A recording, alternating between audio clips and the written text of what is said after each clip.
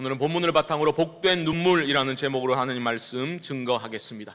우리가 계속해서 살펴봤던 것처럼 느헤미야서는 예루살렘 성벽을 재건하는 스토리입니다. 하나님이 비전의 사람 느헤미야를 통해서 그 사명을 완수하도록 인도하셨습니다. 그런데 성벽이 재건되었다고 공동체의 온전한 회복이 임한 것은 아니었습니다. 이제 백성들은 그 완성된 성벽을 바라보면서 이제 우리는 무엇을 해야 되는가? 이 질문을 하게 되었다. 우리는 살펴보았죠. 그들은 가장 먼저 무엇을 하였습니까? 하나님의 백성들은 하나님의 말씀으로 돌아가는 그러한 행동을 하게 됩니다. 지난주에 살펴보았듯이 하나님의 말씀으로 백성들이 일제히 돌아가고 있는 것, 이것이 바로 부흥의 전조다라고 살펴보았습니다. 이것은 그들이 머리를 맞대어서 짜낸 계획이 아니었습니다. 하나님이 그런 마음을 부어주신 거예요.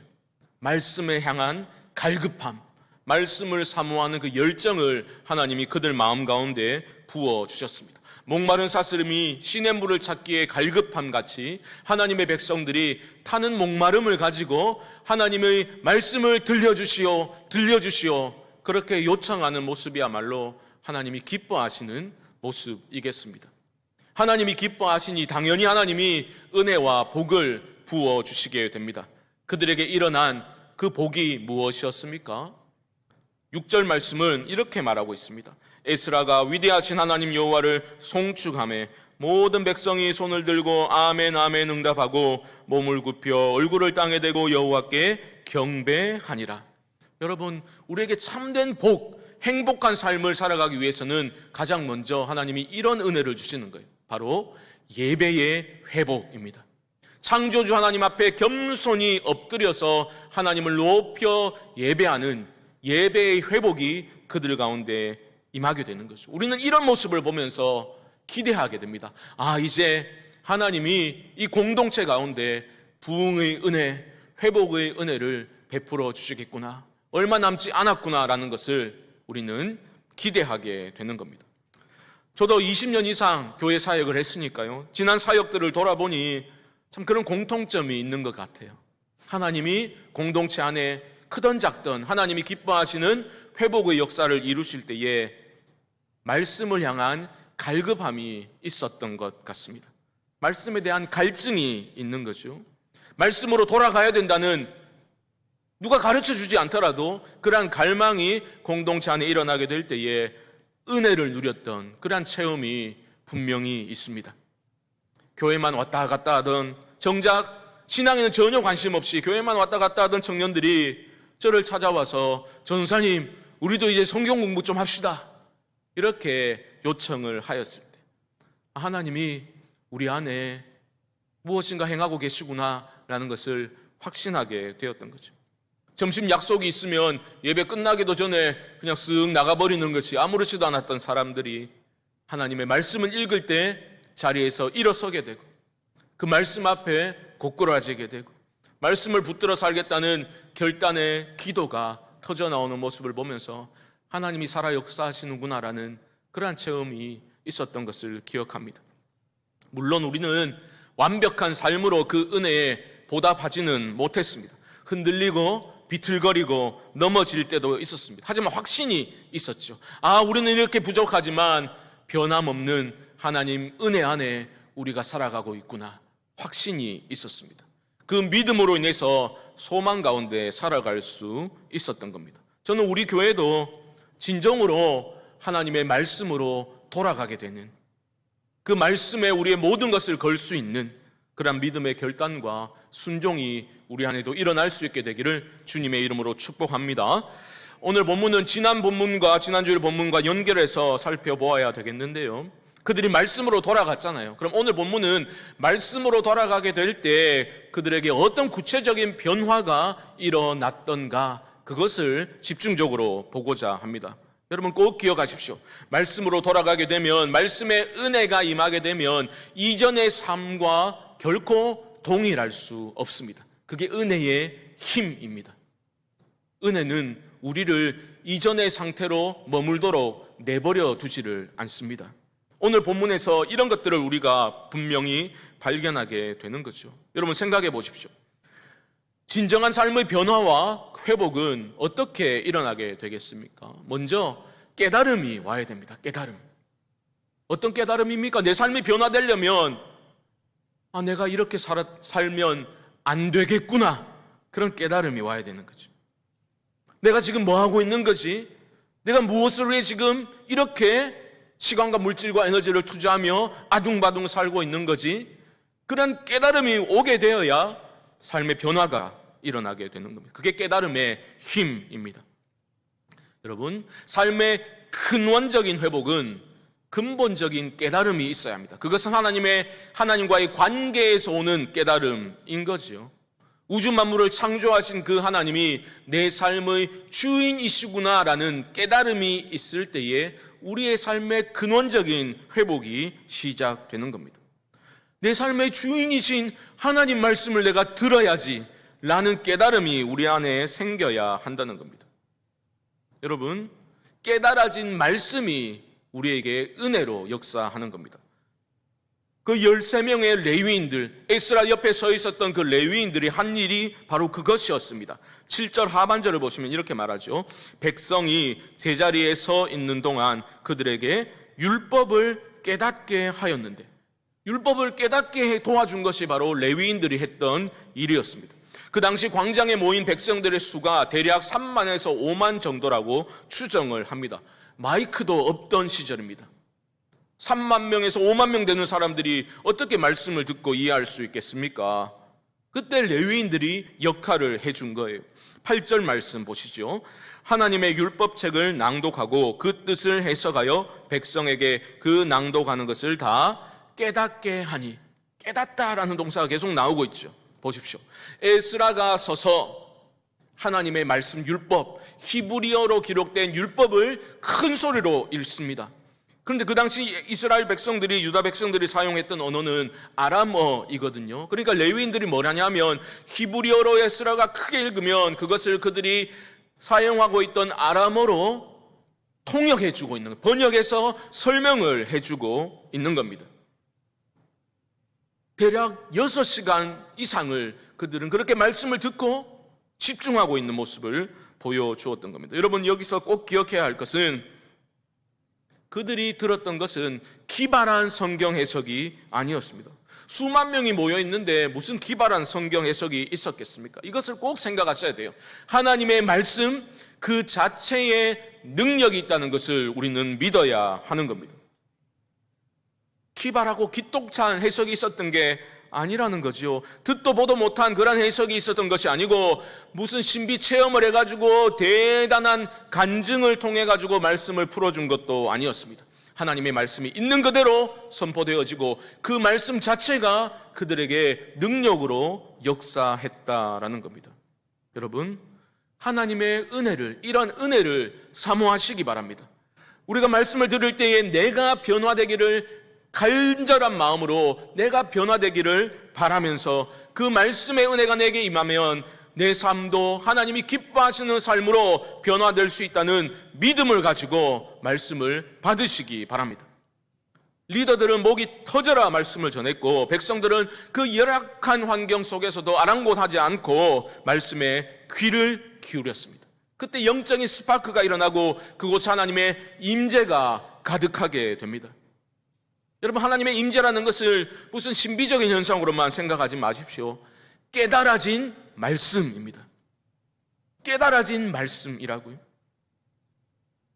말씀이 말씀대로 전해지고 그 전해진 말씀이 갈급한 심령에 온유한 그 마음으로 만나게 되자 폭발적인 힘이 터져나오게 된 겁니다. 여러분, 깨달아진 말씀은 그들을 그 이전의 삶에 머무르도록 그렇게 하지 않았습니다. 내버려 두지 않았습니다. 9절은 이렇게 시작하고 있죠. 백성이 율법의 말씀을 듣고 다 우는지라. 말씀이 선포되고 말씀이 깨달아지자 누가 먼저랄 것도 없이 사람들이 통곡하기 시작합니다. 이게 여러분 말씀의 강력한 능력입니다. 히브리서 기자는 이 말씀의 강력한 능력을 히브리서 4장 12절에서 이렇게 묘사를 했죠. 자막이 준비되었는데요, 제가 읽어드립니다. 하나님의 말씀은 살아있고 활력이 있어 좌우의 날선 어떤 검보다도 예리하여 혼과 영과 및 관절과 골수를 찔러 쪼개기까지 하며 또 마음의 생각과 뜻을 판단하나니. 말씀의 능력입니다. 그들에게 하나님의 말씀이 강력히 그들의 심령을 후벼 파고 들어온 거예요. 그러자 그들이 감당할 수 없는 아픔을 느끼면서 통곡하게 되는 겁니다. 여러분, 그 광장에 모여 있었던 주의 백성들이 흘렸던 그 눈물의 의미가 무엇이겠습니까? 적어도 3가지 정도로 생각해 볼 수 있겠죠. 가장 먼저는 회한의 눈물 아니었겠습니까? 회개의 눈물 아니었겠습니까? 이런 거죠. 말씀이 찌르고 들어오니까 그들에게 깨달음이 온 거예요. 와, 내가 얼마나 어리석은 삶을 살았던가. 하나님 주신 은혜가 있는데 내가 무엇을 위해서 이렇게 살았던가, 왜 이렇게 불순종하며 살았던가 깨닫게 되니까 회한이 밀려오게 되는 거죠. 내가 얼마나 완고했던가, 하나님의 뜻에 불순종하며 거역하며 살아왔던가 깨닫게 되니 한없는 부끄러움과 후회의 눈물을 흘리게 되는 겁니다. 나의 존재의 민낯을, 추악한 민낯을 하나님이 보게 하시는 거예요. 말씀의 빛이 비추어지자 그것들이 드러나게 되는 겁니다. 통안의 눈물이 터져 나오게 되는 거죠. 저를 포함해서 우리는 얼마나 자주 나 자신은 얼마나 이 정도면 괜찮은 사람인가, 이런 착각을 하며 살아갈 때가 있습니까? 자신만만하게 뭐 이 정도면 뭐 신앙생활 잘하지, 뭐 내 정도만 믿으라 캐라 이러면서. 하지만 청소를 끝내고서 집이 왜 이렇게 깨끗하나 소파에 앉아있을 때 커튼 틈 사이로 햇살이 쫙 비쳐 들어오면 공중에 그 수많은 먼지들을 보게 되는 것처럼 하나님의 말씀의 빛이 우리의 심령을 비추게 되면 어떻게 됩니까? 나의 그 추악함이 다 드러나게 되는 것 아닙니까? 내가 얼마나 어리석고 완고하고 이기적이고 소망 없는 인간인지를 우리는 깨닫게 되는 것 아닙니까? 그때 회한의 눈물이 흐르게 되는 거죠. 하지만 그들이 흘렸던 눈물은 그렇게 마무리되지는 않았습니다. 왜냐하면 하나님이 주신 눈물이기 때문이에요. 하나님의 말씀에 은혜가 있었기 때문입니다. 그렇기 때문에 절망으로 끝날 수는 없는 거죠. 소망으로 바뀌게 되는 겁니다. 여러분 그런 경험이 있지 않으십니까? 하나님 말씀에 은혜가 임했어요. 그러면 너무 죄송스럽고 내가 살아온 날들이 너무 어리석어 보여서 통안의 눈물을 흘렸지만 동시에 우리 마음 가운데는 알 수 없는 기쁨이 솟아나잖아요. 와, 내 같은 인간이 뭐라고 하나님이 나에게 이런 은혜를 주십니까? 감사의 눈물이 또한 터져 나오지 않습니까? 그런 경험이 있으실 겁니다. 수치스럽게 끝나는 것이 아니라, 와, 나는 이런 인간인데 내가 뭐라고 하나님이 날 위해 독생성자 보내주시고 이렇게 구원의 은혜를 베풀어 주셨는가, 감사의 눈물로 바뀌게 되는 거죠. 이것이 바로 누가복음 15장에서 우리 예수님이 비유로 말씀해 주신 탕자 이야기의 핵심 아닙니까? 모든 것을 다 누리고 있으면서도 아버지의 집 바깥에서 참된 행복을 찾을 수 있겠다라는 잘못된 확신을 가지고 집을 뛰쳐나갔지 않습니까? 허랑방탕한 삶으로 모든 것을 다 탕진하고서 너무 배가 고파서 돼지들이 먹는 그 쥐염 열매를 먹고자 했지만 그 열매마저도 먹을 수 없는 그러한 삶의 막장으로 떨어져서 그 아들은 텅 빈 눈으로 허공을 쳐다보면서 그렇게 깨달음을 갖게 되었지 않습니까? 와, 내 아버지 집에는 양식이 풍족한 품꾼이 얼마나 많은데 종들도 풍족이 묻는데 나는 지금 여기서 굶어 죽게 생겼구나. 내가 하늘과 아버지께 죄를 지었습니다라고 그는 회개하였습니다. 그리고 아버지의 집으로 발걸음을 돌리게 되는 거죠. 여전히 내가 자격 없음을 알고 있기 때문에 차마 아들로 다시 삼아달라는 말은 못하고 돌아가서 품꾼의 하나로 취급해 주시면 내가 살겠구나, 그런 마음으로 그는 아버지의 집으로 돌이켰죠. 그게 회개 아닙니까? 결과가 무엇입니까? 누가복음 15장 20절 말씀 보여주시면요, 이렇게 말합니다. 이에 일어나서 아버지께로 돌아가니라. 아직도 거리가 먼데 아버지가 그를 보고 측은히 여겨 달려가 목을 안고 입을 맞추니. 아들이 돌아오기만을, 집 나간 아들이 돌아오기만을 목이 빠져라 기다리고 있던 그 아버지가 아들을 발견하고서, 먼 곳에서 발견하고서 그 더럽고 냄새나는 아들을 향해 달려가 그를 껴안아 준 거죠. 입을 맞추어 주는 그런 아버지의 모습. 그 아버지가 바로 우리처럼 자격 없고 끊임없이 불순종하고 거듭거듭 실패하는 우리를 그 크고 강한 팔로 안으시고 결코 놓지 않으시는 우리 하나님 아버지이신 줄 믿습니다. 저는 우리 안에 이러한 눈물이 회복되기를 소망합니다. 깨달아진 말씀으로 우리 안에 눈물이 회복될 때에 그 눈물 렌즈를 통해서 우리는 하나님 아버지를 선명히 보게 됩니다.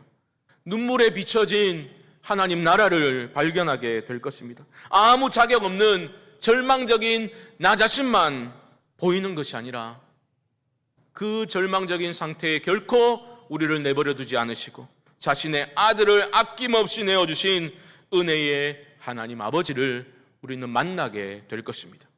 그래서 팀 켈러 목사님은 그 탕자 이야기를 책으로 내면서 그 제목을 탕부 하나님이라고 정했습니다. 프로디갈 선, 아들이 아니라 프로디갈 갓이라고 책의 타이틀을 정했어요. 이것은 방탕한이라는 의미이지만 그것은 아낌없이 쏟아부어 사용하는 이라는 의미가 있습니다. 우리 하나님이 그런 분이시라는 거예요. 하나님 아버지의 입장에서 보십시오. 그 아들, 아무 자격 없는 그 아들, 아무 자격 없는 우리를 위해서 사랑과 은혜를 아낌없이 쏟아 부어주시는 분, 우리를 위해서라면 한없는 낭비를 마다하지 않으시는 분이 바로 은혜의 하나님이시다라는 것입니다. 말씀이 깨달아지자 흘러나왔던 그 회한의 눈물은, 회개의 눈물은 감사의 눈물로 바뀌어졌습니다. 그리고 결국은 무엇입니까? 그러한 은혜를 베풀어 주신 하나님의 뜻대로 살고자 하는 순종의 결단으로 마무리가 되는 겁니다. 나를 위해서 이렇게 아낌없이 쏟아부어 주신 하나님의 뜻대로, 하나님 아버지의 뜻대로 살고자 하는 결단의 눈물로 마무리가 되었던 것입니다. 이제는 세상의 헛된 것들을 쫓아 의지하며 살아가는 것이 아니라 이런 은혜를 베풀어 주신 아버지 하나님을 위해 살겠다라는 결단의 눈물이 흐르게 되는 겁니다. 말씀으로 인해 이렇게 터져 나온 눈물은 복된 눈물이죠. 눈물은 쉽사리 멈춰지지 않았습니다. 에스라가 이제 그만 뚝 이랬다고 백성들이 뚝 멈췄던 건 아니죠. 계속해서 눈물이 터져 나옵니다. 그래서 말씀을 전했던 레위인들까지 동원되어서 그들을 진정시켜야 했던 겁니다. 저도 어릴 적 부흥의 기도 시간이 생각이 났더랬습니다. 여기저기서 울부짖는 기도의 소리가 들리게 되죠. 기도가 터져 나옵니다.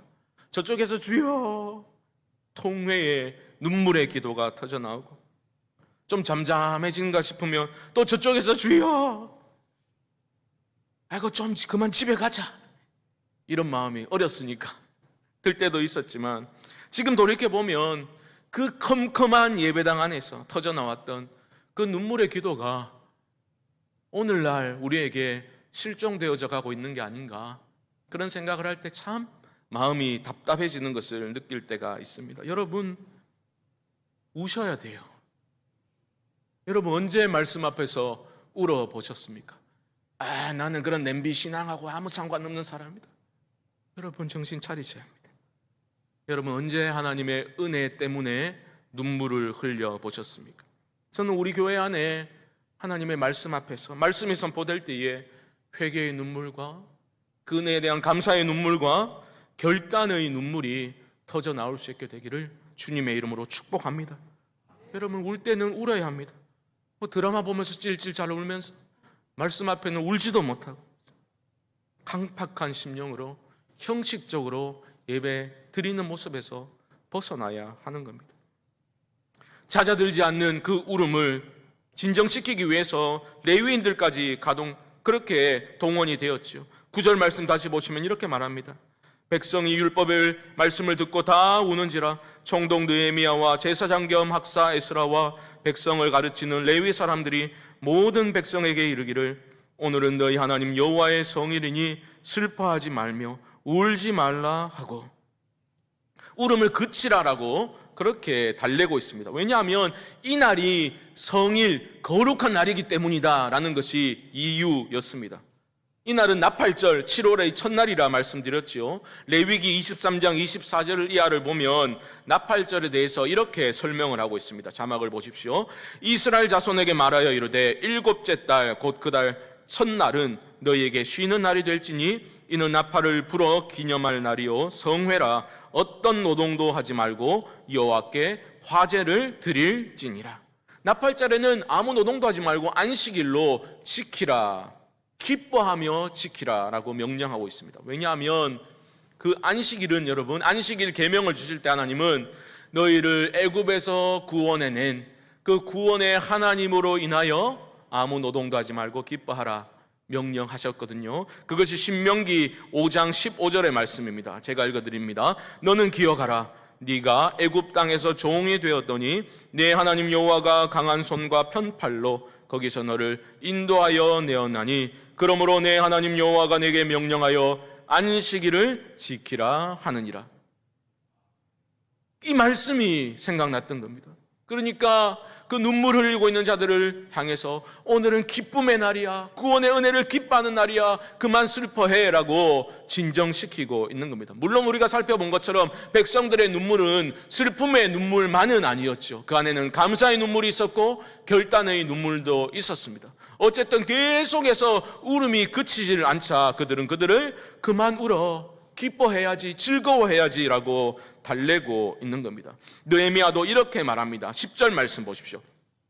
너희는 가서 살찐 것을 먹고 단 것을 마시되 준비하지 못한 자에게는 나누어 주라. 이날은 우리 주의 성일이니 근심하지 말라.